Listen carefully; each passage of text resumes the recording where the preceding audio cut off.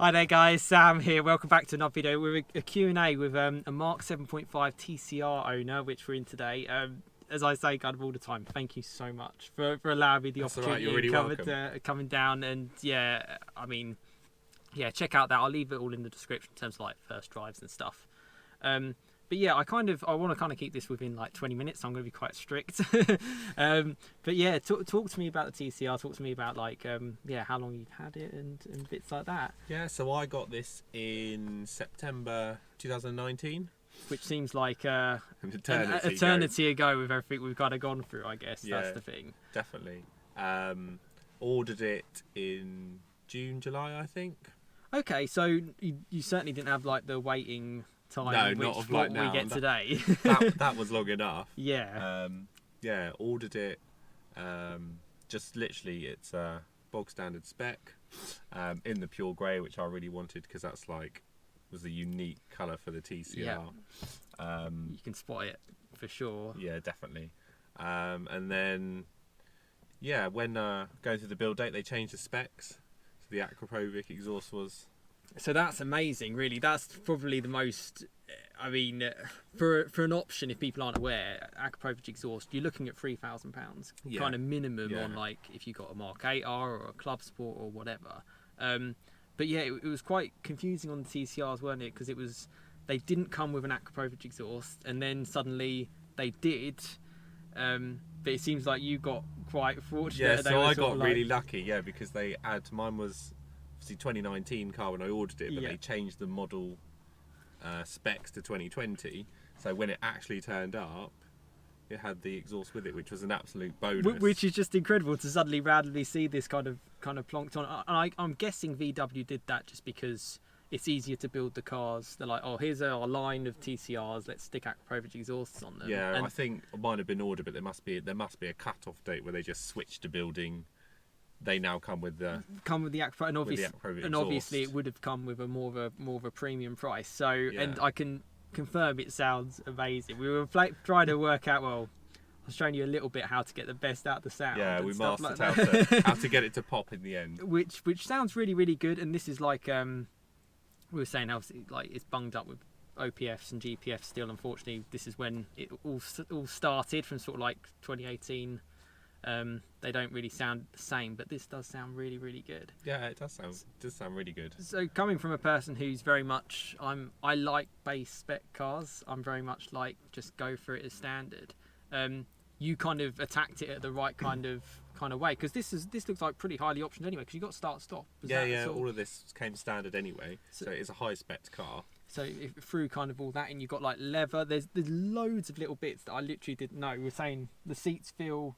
Are they the same as my? We were trying to work out if they're both the same as the R. As my sort of 7 are. I mean, the leather on the side is really, really nice quality. Alcantara on your DSG gear stick is really, really nice. Yeah, and there's a little touch in there. It's on the door pockets, etc. So it's really, really nice. And you've got the 7.5 kind of infotainment as well. And that exhaust kind of adds to it. I guess what were your sort of first feelings when you waited a couple of months, you weren't too sure what the spec is, and was it literally you turned up and you're like, oh, first of all it's got the Akrapovic exhaust, but also were you happy when you sort of drove? Because I drove past it and then I was parked up and thought, oh yeah, it does. That's the one. And then did a few shots of old one and new one. And then just went out for a spin it, which was really good. But I was quite gentle for the first 1,000 miles. I did run it in. That's probably a good thing. I mean, this car's done 16,000, so you've certainly driven it. You've given it. You had some decent drives in it, but you haven't gone like too over the top, if that makes sense. I've seen some. Well, actually, to be fair, drive your car how you want. The 40th owner did that I drove a couple of weeks ago. He did something like 12,000 miles in like 6 months. He was really so he literally just was like, I'm gonna drive this for endless. But no, this is like it feels like a proper well looked after car. Yeah, it's a balance, and they're trying to keep it like driving it and having fun with it, using it as a daily, and you don't want to like completely destroy like everything from it. And then you get obviously like little touches here, which are slightly different as well. Really nice feel actually to it. And because I think they're a little bit like 3D, aren't they? Yeah, we were saying as well, like obviously the 8s are out. You've got the 8 Club Sport, the 8R, which I've fortunate enough to have driven quite a lot this year, and to be honest with you, this feels absolutely amazing. Yeah, really nice car, isn't it? And it's just like, it's really well built, and it's really nice in here, and it's still modern. It's got the digital dash, etc. Definitely, it feels very much 2021, and it drives really insane, nice, doesn't it? It's so really, darty. really well. I mean, like, I didn't really like this. Feels, would I say it's the firmest car? Other than the cars that I've driven on 19s, which have been a bit crashy, because this is on 18-inch wheels, the nice diamond cut wheels as well. This feels really, really sort of like responsive and really agile. I mean, we were so fortunate enough to have found like amazing roads around here, and definitely, you know, I'm glad that you're an owner that can actually try it on these kind of roads, because a lot of people are just like, I'll just stick it in the garage or not really use it so much. So yeah, you've definitely enjoyed it. What was sort of like your first impressions? What were you kind of thinking? Was it like you kind of mentioned before, maybe a bit of a, you know, we're running out of time to kind of enjoy these type of cars, aren't definitely. we? And I'd been for a test drive in one and absolutely loved it. So they actually had a TCR demo. Yes, well, yeah. So I ordered it before I'd test driven it. Yep. And then the garage was like, as soon as it's available and we've registered it as a car, you can take it out for a spin, and it was just so much fun. Oh wow, that's brilliant. Yeah, and I was just like, do you know what? These type of cars are not going to be around in the future. No, we're not going to have popping exhaust because it's all going electric. So it was kind of a now or never do it. Exactly. And this makes, well, even on like the DSG parts, I mean, we heard some great noises, to be fair, on our drives when you were driving and I was driving. It really is entertaining, and I guess if you upshifts and the downshifts, isn't it? When you pops, when you go down, and when it thumps, when it. It's so good. And they stopped. I mean, I don't understand VW's kind of like, they stopped with making the TCR. They sort of went Club Sport 40th, made a TCR, and now they obviously make the Club Sport and the Club Sport 45 and the 8s, which isn't a TCR. So I don't know where. It sort of sits in no man's land, doesn't it? It wasn't a special edition limited run. It was. It's just like a random car, like in terms of where their product kind of line kind of sits. So I think in that regard, it's a good car to have. And I like the rarity of it, and the fact that it is a low numbers car, because it was end of the run, wasn't it? Yeah, end of the line kind of thing. And I mean, I talk about used car prices. This is like, I've seen TCRs up for nearly £40,000, and none of them are below 31. And you wouldn't have paid that much more than that. No, when it was new, when exactly. New with no miles. So it's mad. So look out for cars like this, and you know, I mean, yeah, if you ever want to get rid of it, let me know. I say this to like every owner, because I'm literally generally like, this person looks after it. It's a really good car. And I'm just like, that's all you need. Yeah. I mean, you go to like a dealer forecourt, you just don't know what someone's done with it. No, you don't. And a car enthusiast, isn't it? We look after them, and it's your pride and joy, whereas they just churn them out. Yeah, they just want to keep them going. But no, to have this from new is pretty special. I was really, what really took me away was the firmness, actually. Considering the amount of different cars I've driven this year on the channel, I felt it was like, it had a lot more responsiveness than I could have really could have imagined, particularly for a Golf. You know, I spent an hour and a half driving up here in my R, and it's like, it's not like, oh, that's a little bit different. It's a lot different. It really is a completely different car. Yeah, it is really good chassis, isn't it? It's got so much, I think, Mark 8 bits on it. Yeah, literally. I mean, when they went to the Mark 8, they haven't really. I mean, they've changed a bit of the looks and stuff, but the fundamentals, it's the same car. So you've got 290 horsepower here. There's no sort of like, as I drove the 40th before, which had a little bit of an overboost from stock, which is a little bit strange, 260 to 284. Yeah, it's a really odd combination. It doesn't make any sense. And luckily they cut that out. VW realised the marketing team was talking rubbish. This is just clean amount of power. But if you go too much more power, you'd just be spinning your wheels. Yeah, you would. The chassis wouldn't put it on the road, would it? No. This is like, you know, if you absolutely floor it, doesn't it? You get a bit of traction control, but it darts in the corners, it shifts. Even this, I was like, because we're quite early, at 8:30 we were down here. I was like 60% throttle and still having decent fun, and you know, and if you do go 100%, yeah, still you're going to get a bit. You would get a bit of wheel spin. You get a bit of spin. DSG box, that feels pretty good. So you came from a manual R line. I had a manual R line and then changed to the DSG, and I suppose because it was just DSG or nothing, and I really liked the TCR, there wasn't really any any thought process of do I want a manual, do I want an auto, because that was the only option. They kind of forced it. And actually, as much as I'm a save the manuals kind of person, I have a manual and I talk about manuals. This DSG is really, really nice. Like, it did what you want it to do, and if you leave it in auto, it'll obviously just, it kind of works out how you've been driving, doesn't it? Yeah, I think it does, and then it seems to shift up when, you know, it works out if you're kind of being eco and you want to shift up earlier, whether you're really going for it and you want to go to the red line. And you can put this in manual mode, can't you? So it's just kind of, it gives you that bit more control. Paddles feel great. So on that regard, I'm kind of like, and I'm actually, I mean, unbelievably, another owner's reached out to me, and I'm trying a manual 7.5 GTI performance pack.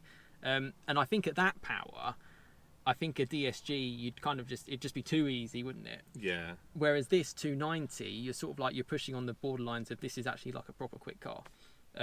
And yeah, it'd be interesting to see what you think of the other one and see how it does. It's going to be really, how it does compare with really interesting. The power and manual. I can't believe, first of all, he lives down here as well, and he just so happened to DM me on Instagram. DM me on Instagram, by the way, or drop me an email, and I'll get that plug in. If you do want a car featured on the channel, if you subscribe on my channel, you check out my channel, see what sort of cars I talk about, and yeah, I'd love to try them out.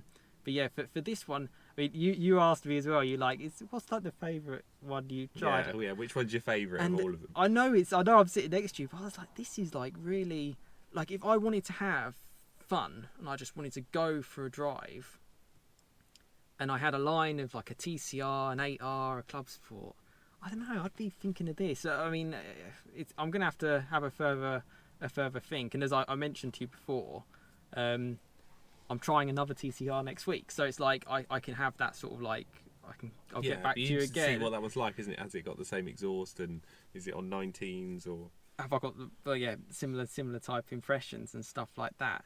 And I guess another thing, that because they took off a few things from 2016 of like limited nature, like I mentioned to you about the Alcantara wheel, they kind of ditched that for leather.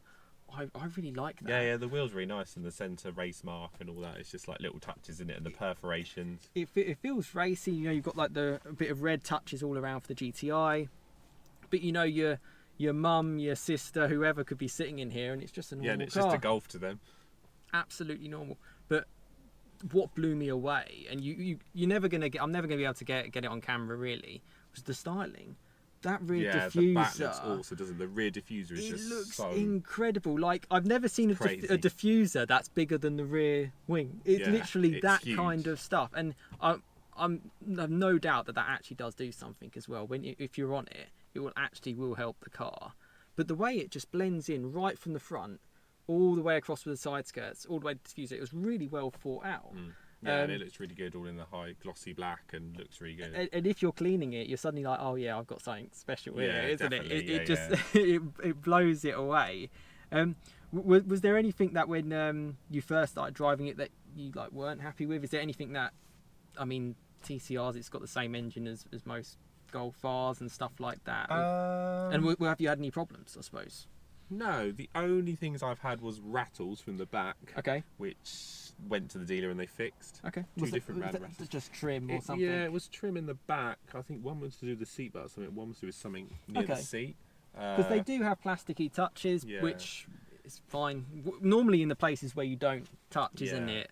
But I think they said as well it was just where it was apparently common on quite a few GTIs, just where it's like where it is a firmer suspension, but it's still built as a normal Golf. It just rattles the parts. I do get that. I do understand what they mean by that, because we know what I mean. We've had these roads are so smooth that you do get potholes and stuff like that to shake it around. But no, other than that, they fixed that, and had no issues at all with it. It's been good as gold.